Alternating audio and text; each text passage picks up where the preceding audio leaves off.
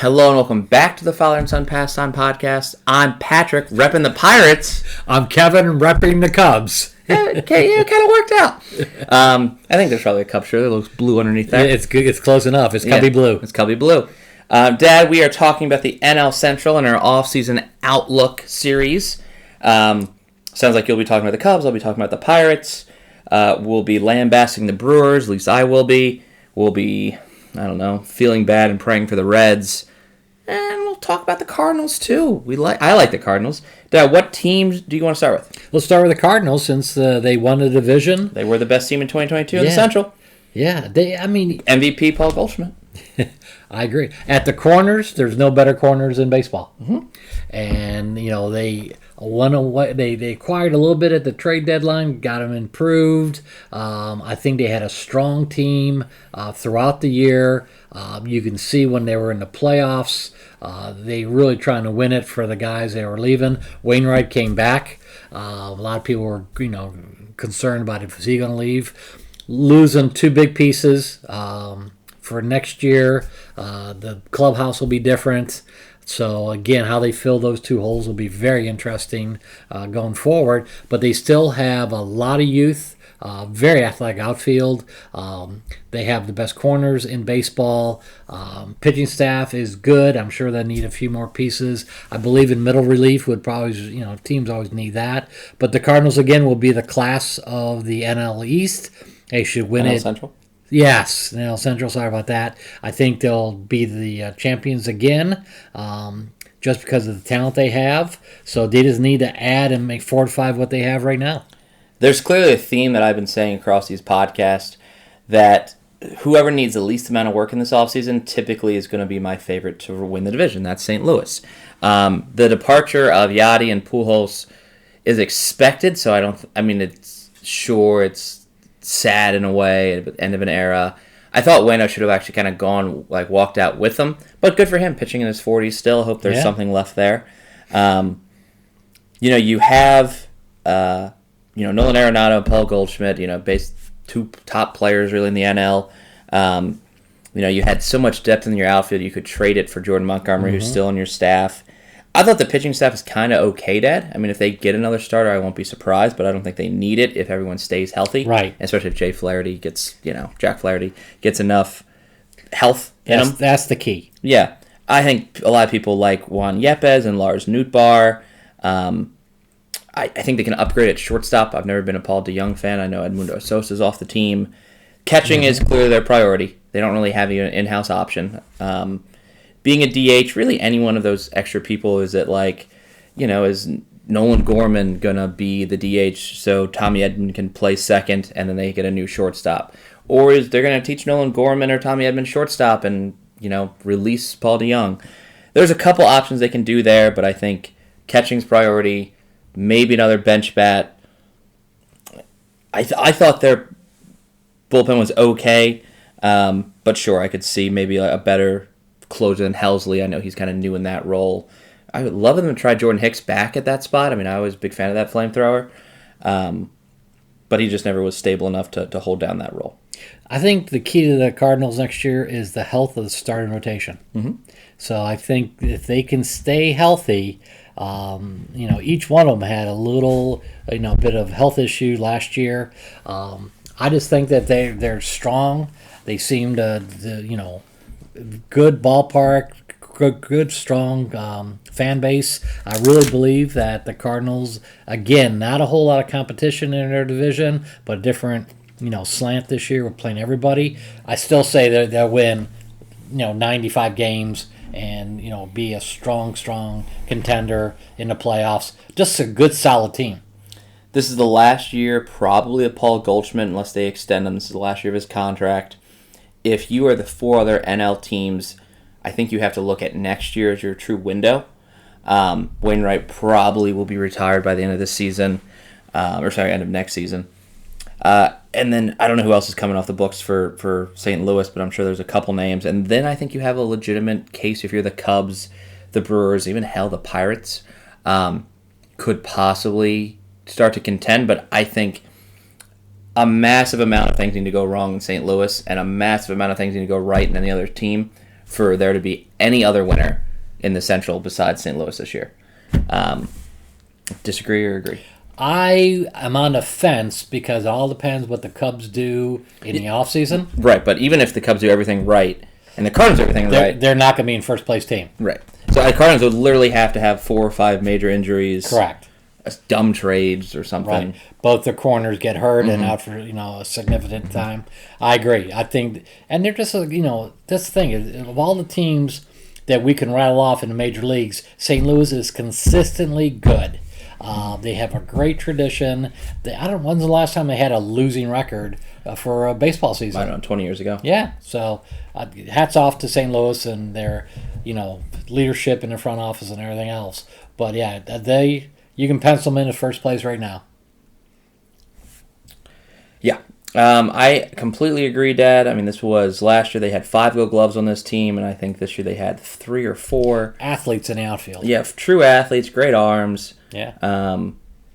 And then I forgot to mention one player, and I'm going to look him up because he wasn't on my list. But Brendan Donovan could also be like a second baseman or shortstop because he is very similar to Gorman and Edman. He can play multiple positions. Yeah, another great athlete. They seem to scout athletes very well. I've noticed that over the years. They get these guys and they can put them in different positions to succeed. So their scouting staff does a great job. Yeah. I'll give you a little break because I know you want to talk about the Cubs. I'm feeling a little nasty, so I want to go talk about Milwaukee. Milwaukee may end up being the cheapest team in baseball.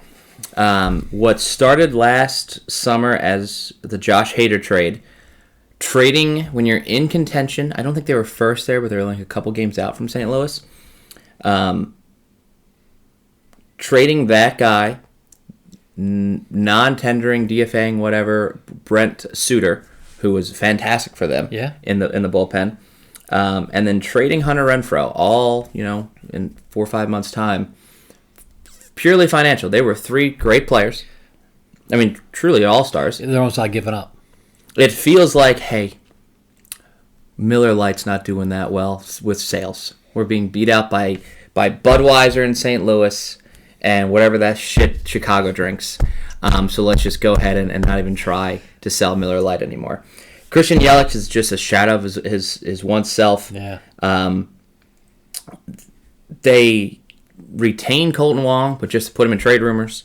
They don't really have a true DH. They have a bunch of utility players. There's no really strong catcher. There's no really strong right fielder. There's a lot of rookies that could come up, but they got old fast. It kind of felt that way.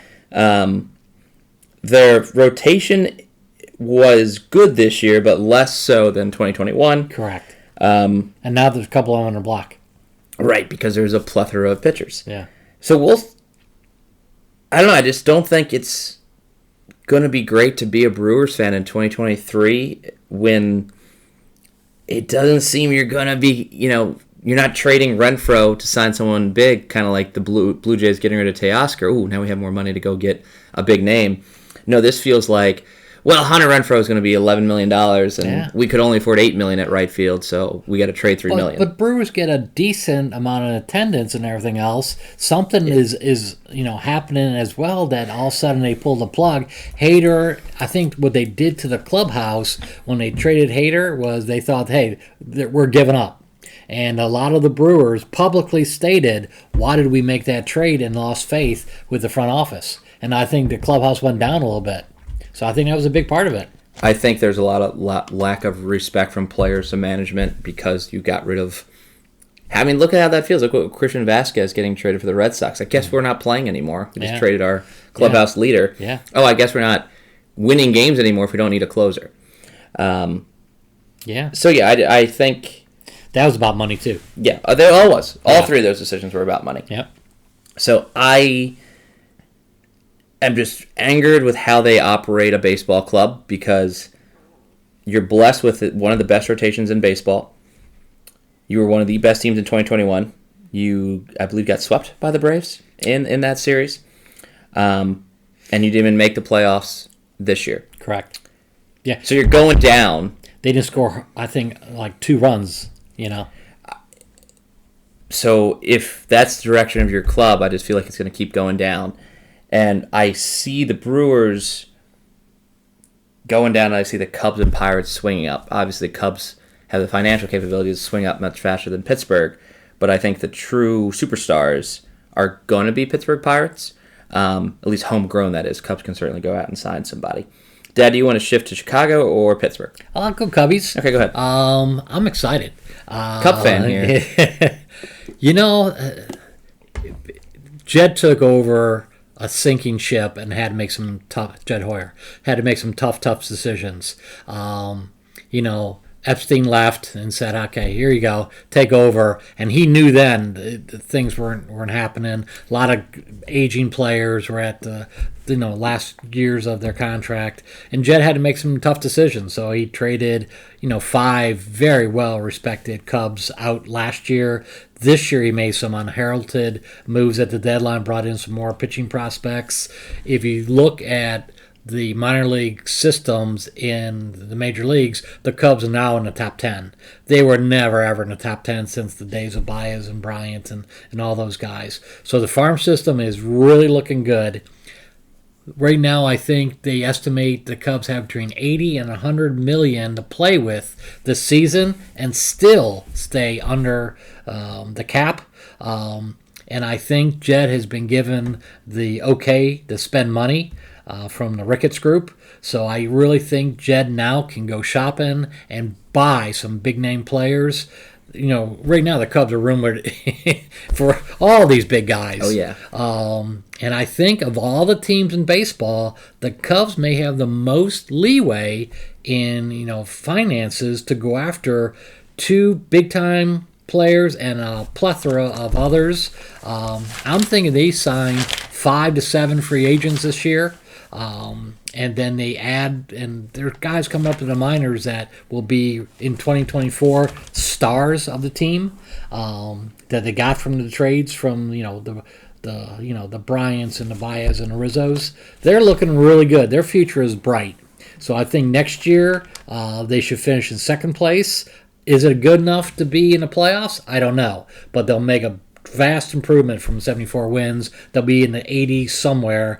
I don't know if that's enough to win, a playoff spot or not. But I'm thinking they'll be between 85 and 88 wins. Hopeful, for certainly very positive and optimistic. I think Chicago will have some of the biggest roster changes moving forward, both in trades and free agency. Usually we see a path like Toronto, they'll probably do trades. Seattle, they'll probably do trades.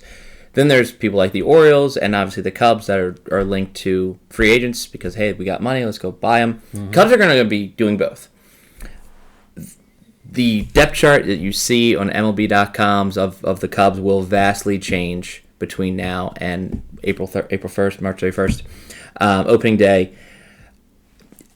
Nico Horner could be the starting second baseman next year. Patrick Wisdom could be on the couch in a different... He's not even be out of baseball. He will not be a Cub next year.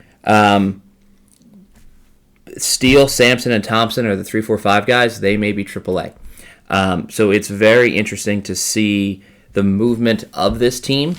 I don't see a reunion with Contreras. They outright released Jason Haywood. He turned down the qualifying offer.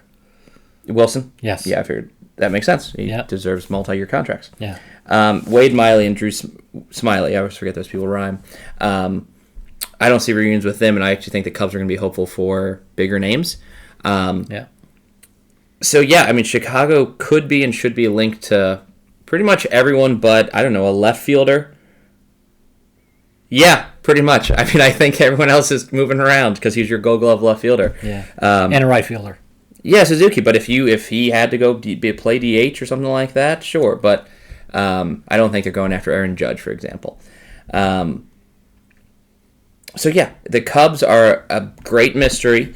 I don't think they're going to sign anyone to a 1-year contract because, again, that window is not a 1-year thing. Kind of like the Marcus Stroman 3-year contract. That seems to be the minimum. They're not going to go after people like a Cody Bellinger on a bounce-back year, and then they're going to owe him so much money. They're not going to get like a Ross Stripling 1-year deal. They'll go for people that are looking to do multiple-year deals that are not Justin Verlander at 40 years old. So it'll be very interesting to see who they actually get, either via trade or via free agency. Yeah, and the great thing about the Cubs is they have, they're a big market team. They have, all the pieces. Play like it. Correct. They have all the pieces. Wrigleyville now is, a destination more than just a major league ballpark. So I think, they're getting there. And I think if the ownership is willing to cut the purse strings, they're going to do well, and they can inch back up to contention. Next year will be exciting. Not counting 2020, was 2019 their last winning season? Correct. Okay, that's pretty bad for a 2016 World Series champion team to fall out. The second half of the Cubs' year this year, they were above 500. Yeah. Gives us some hope. Which is weird because they traded people. Correct. They didn't have anything to work with. Yeah. I am excited for Chicago. Like I said, they have that ability to immediately impact their future and their record, while Pittsburgh is still developing their talent. I do think Brian Hayes, O'Neal Cruz, and Brian Reynolds are better at their positions than obviously anyone on the Chicago team as of right now, obviously. You have, if it wasn't for Nolan Arenado, Brian Hayes would be winning Gold Gloves. I mean, they are the two best third basemen in the NL, and they're in the same division. O'Neal Cruz probably will never win a Gold Glove, but he's a wall out there at 6'7", so I mean, no line drives above him. They clocked him throwing from shortstop over 100 miles an hour. Yes, that's an arm. Yes. They just acquired Choi from the Rays to play first base. Yeah. Hopefully Jack Sawinski gets a full year of a run out because he had some extraordinary power in a very small sample size last year for Pittsburgh. They have a lot of youth pitching. It's probably not all going to click. Do they find a Jose Quintana again and trade him midseason? Or maybe they try to contend. They probably won't. But they'll still be interested in a couple of names. I don't see any big things happening there. Did they lose anyone really large over the offseason? I don't think so. Yeah, they traded away some pieces at the deadline. No, Roberto Perez and Ben Gamel. So really no one. Yeah. Like I said, they need a catcher. But that could be Mike Zunino if they want power, or it can be like an Austin Hedges if they want defense. That's kind of how I see the Pirates. They're still developing. They're going to have a full year of Miguel Andujar, so Yankee fans can have fun watching what could have been a full year of Miguel. And they traded half of my law firm with Chris Stratton, but David Bednar is now the lockdown closer, who they're keeping because he has a bobblehead coming out in PNC this year, so at least one part of the law firm is staying in business. That was a cute little phrase. Dad, let's go to Cincinnati, round out the basement. Cincinnati's dead last year, right? There's no way. Okay, cool. Build up the farm system, though. They have top 5 Mariner farm trade. System. Yeah, the Mariner trade was good. Yeah. I don't know personally any real of their outfielders. I mean, I know what my notes say. I don't know them. Wouldn't recognize them on the street. Their infield, if Votto comes back healthy, this I think is Votto's last year of his contract. Could be his last year in the majors. Jonathan India had a terrible sophomore slump from rookie of the year to I think he was below average, like physically, like a negative WAR. Mike Moustakas could be back at third if he's not released after they traded Farmer and got Kevin Newman. It looks like Newman's their shortstop. And Newman. Exactly. Yeah, he has a bobblehead of Seinfeld, one of these directions. It's right down here.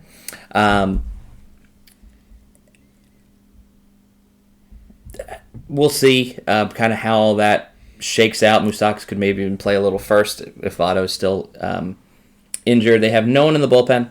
I mean, didn't they get a nice haul from Seattle? Yes, but they're not there yet. Okay. There's like 20. They're all like slated for 2024, okay. and they're middle infielders. And I think that's what I was reading about the Reds and everything else. Graham Ashcraft is pretty good, but the flamethrower Green, good. He was my pick to win Rookie of the Year. He had the most losses. Hunter Green, right? Hunter Green. Yeah. Flamethrower Green. Yeah, he shut out the Cubs. Yes, he has a strong ability to be an ace. He just needs some runs behind him. Not Rookie of the Year. I think he got some votes, though. But, yeah, he's a truly impressive pitcher.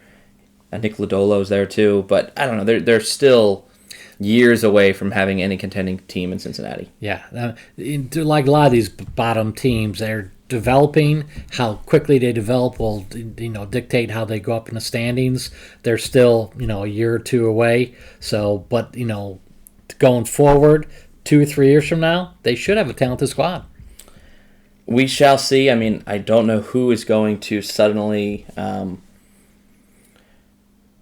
drop out of contention where the Cincinnati Reds could ascend. I don't see a world of baseball where St. Louis is not first or second in that division, to be honest. That's true.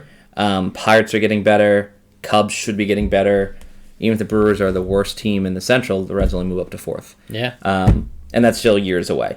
My 1, 2, 3, 4, 5 is Cardinals, Cubs, Brewers, barely, Pirates, Reds. I agree. Yes, battle for third place is going to be the fun part. Yeah. Yes. Okay. Well, that is the NL Central. The next episode, fun, is our 100th episode, by the way. So this is 99, so shout out Aaron Judge. And we are going to do the NL West, another West is the best episode, where we are going to chat about all the fun Dodgers and Giants and Diamondbacks, oh my, and Padres. But thank you as always for watching. Yes. And this is our last double-digit episode. So welcome to episode 100.